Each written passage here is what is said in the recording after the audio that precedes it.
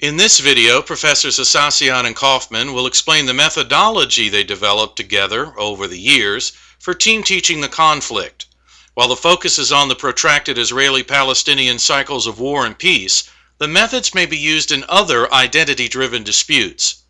The points mentioned in this video are only part of the 15 guidelines that can be used for team teaching a conflict.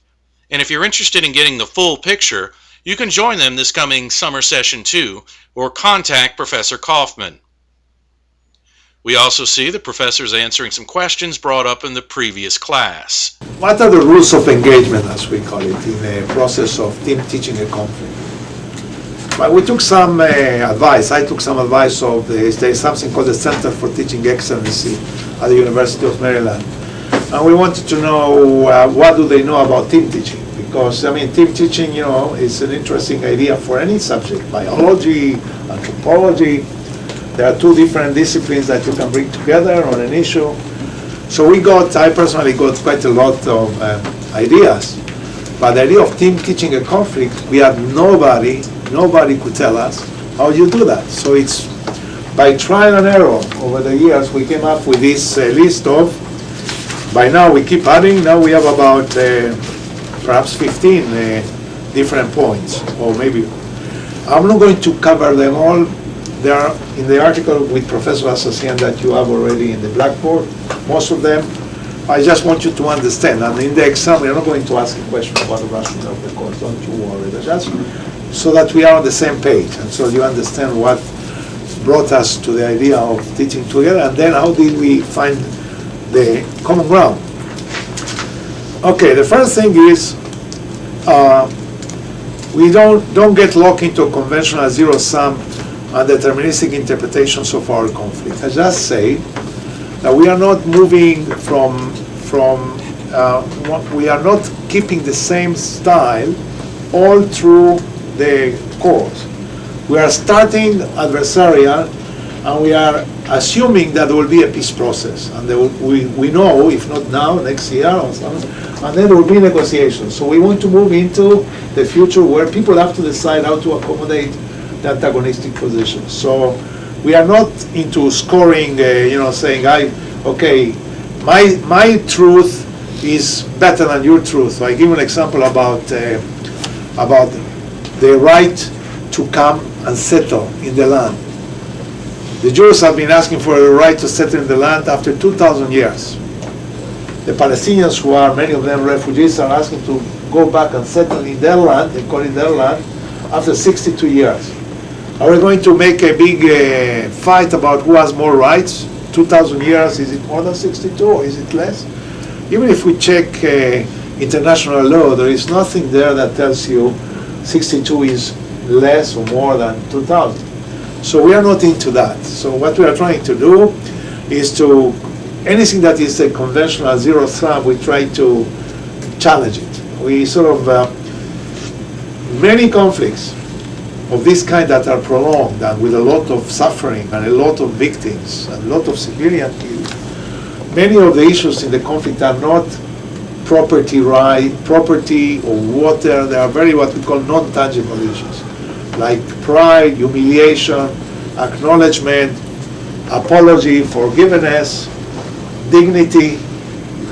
That's not zero-sum. Of course, you cannot even measure that. And we can give a lot of that for free if the other side will also give something for free. So we sort of reject this very simplistic way of saying conflict, if I gain something, you lose something, and that's always be like that, kind of, if you want to call it the realist approach of international relations versus the liberal approach of international relations, we are more on the side of the liberal approach and not on the realist approach. If we will start only 120 years ago, 30 years ago, what we call the Zionists, and I will explain the term, the idea of coming back to Zion became a movement in 1870. Before 1870, there were very few Jews in the land of Israel, very few, maybe 4,000 Jews. 1870 started a wave after wave of immigrants that were idealistic. They did not go there because there was a gold mine. Many of those who wanted the gold mine, maybe they went to the US. They escaped, of course, from Europe. to other places. But Palestine was, poor, desertic. There was nothing attractive there except the idea to rebuild a Jewish sovereignty there. So these people, we can start the history there, and the Palestinian history also around that time. How did they confront what they would call the Jewish colonizers, like South Africa, like Australia, with the Aborigines? There are different perceptions of the wishes of the two sides. So we could, but then it will be the history of the conflict. But if I go with my periodization, what at the time, from Muhammad onwards, and we see how many centuries did the Jews live in good relations with the Arabs, and how many centuries did they fight, we will see that the balance is positive. And in some years, especially in Spain, it was a love affair. They were, very much together, Islam and Judaism, doing a lot of discoveries and technology at that time. Everything was very much Muslim Jewish at that time in Spain. So here is a choice, and we are not historians, and we cannot start teaching, all. So what we say is, please read this only article about the history of Jews and Arabs, because we have made a choice to deal mostly with the present, right? But we have to give you the background, which is the clash started 130 years ago, the clash. But we know, if you tell me it means that the next 130 years will be years of war and clash, is that what I'm saying? No. If I look 13 centuries back, it's more good news than bad news. But if I look only 130 years, because that's what I know as a political scientist, that would be more conflict than peace. I admit that, we were more in conflict than peace. So we are looking at the history as something that can be interpreted differently. The question of periodization, we say, is a matter of choice. Because I could well teach with an historian, you see, and then we go back. We can have a 2-semester or 3-semester course. We could do that. But we opted, to have 2 political scientists dealing, with present conflict resolution issues and so on. So this is important to remember, that we have made a choice, but we want the students to remember that Jews in Arab countries were much more protected than Jews in Europe over these 13 centuries. That the most horrible things for the Jews happened in Europe. The Inquisition in Spain, when they expelled the Muslims and the Jews, the Catholics, and in fact they forced Jews to convert or to burn in fire, those who stayed, horrible. And then there were all kinds of anti-Semitic things that happened, from the Tsar and in France and all kinds of things, let alone Hitler, who was in Europe, the most enlightened country of Europe, Germany. Well, the Jews perhaps were not treated totally as equals as non-Muslims. They were the people of the book, but they were not Muslims in the Arab world, but they were protected, and they were not persecuted. And they had a reasonable way of life in most Arab countries. So we don't want you not to know that, even if we're going to be talking about the last period. It's very important. And it's because you say the past predicts the future. I beg to differ for one thing. But if we look at the past, and we only tell you read, Avi's line, which is the conflict, that would be wrong, because you can look at it, much more deeper and say, what happened for the first time that an Arab met a Jew until very present? How many years Arabs and Jews were fighting, and how many years were living alone, and how many years were they cooperating? Centuries. There were a couple of centuries in Spain. So that's important, and we are making that perhaps the only one. I never, that's our own development of our thinking, and I think it's important for anybody who teaches the Middle East conflict, as people used to call it, the Israeli-Palestinian conflict. Now, I always say this, and I hope one day, even if I die, people will remember what I used to say.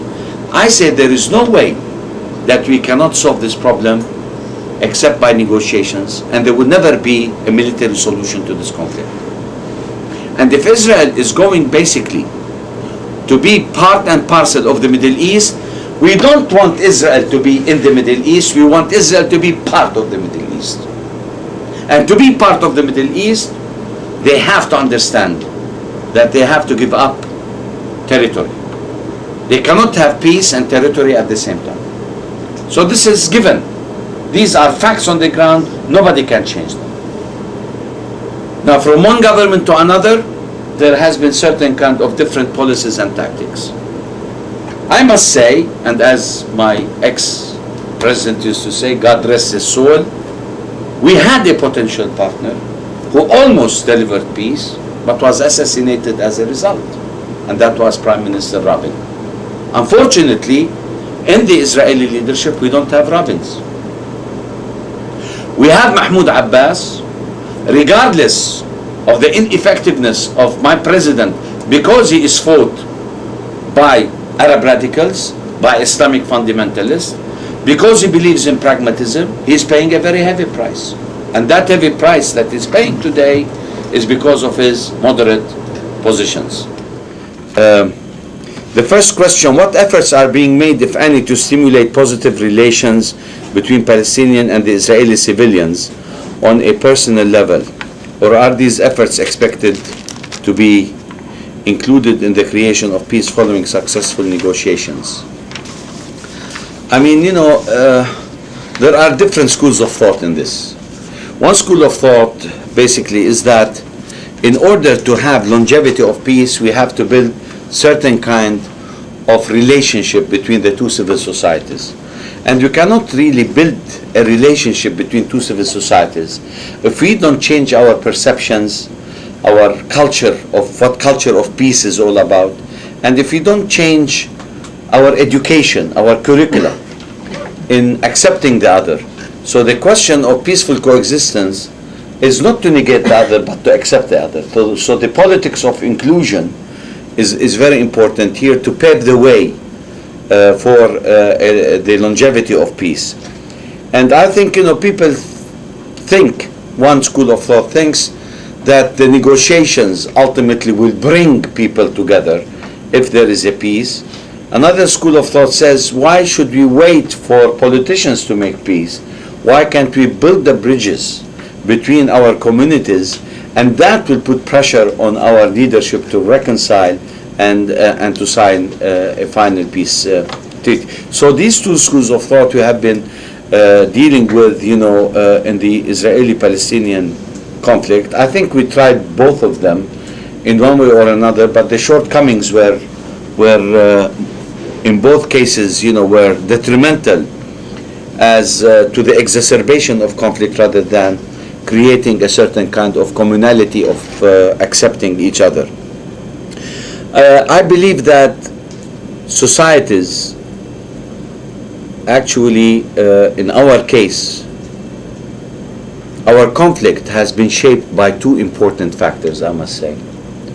One is the factor of mutual hate